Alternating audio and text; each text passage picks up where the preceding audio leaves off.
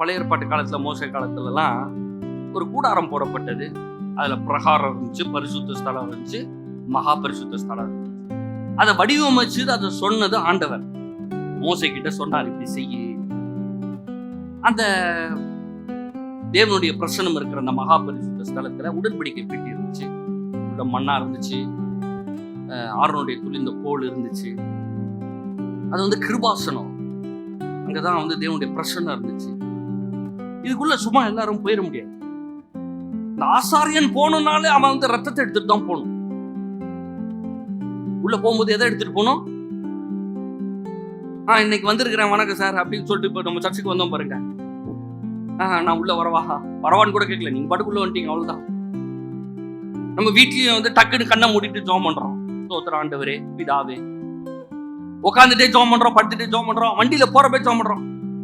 திடீர்னு பஸ்ல போறப்ப ஸ்தோத்திரம் ஆண்டவரே, சாப்பா போயிட்டு இருக்கிறேன், நானு இந்த காரியம் நல்லா நடக்கணும். அந்த மாதிரிலாம் பண்ண முடியாது பழைய காலத்துல. அந்த ஆலயத்துலதான் ஆண்டவருடைய பிரசன்னம் இருந்துச்சு, அது மகா பரிசுத்த ஸ்தலத்துல. அங்க உள்ள போகவும் முடியாது நம்மளால. அந்த பிரதான ஆசாரியர் தான் போனோம். அவரும் போறப்ப ரத்தத்தை எடுத்துட்டு போனோம். அப்படி ரத்தத்தை எடுத்துட்டு உள்ள போறப்ப அவர் தப்பு பண்ணிடுறவர் இருந்துச்சுன்னா அங்க அவரு விழுந்துருவாரு. அதனாலதான் கயிறு கட்டி அனுப்புறாங்க. உள்ள விழுந்துட்டாருன்னா டக்கு நிறுத்துறதுக்காக. ஏன்னா இவனை தூக்க உள்ள போனா அவன் விழுந்துருவான். என்னத்தை காட்டுதுன்னா, சுத்தம் உள்ளவர், பரிசுத்தம் உள்ளவர், நீதிபரர், பாவத்தை பார்க்க முடியாது, பாவம் அவர்கிட்ட நெருங்க முடியாது. அததான் வெளிப்படுத்துது. ஆனா என்னைக்கு இயேசு நம்முடைய சார்பாக அந்த பரிசுத்த ஸ்தலத்தில் பிரவேசிப்பதற்கு இயேசுவானவர் தமது மாம்சமாகிய திரையின் வழியாய் புதிதும் ஜீவனமான மார்க்கத்தை நமக்கு உண்டு பண்ணினபடியினால், இயேசு மரித்த போது அந்த திரைச்சிலை மேல இருந்து கீழே வரைக்கும் கிழிந்தது.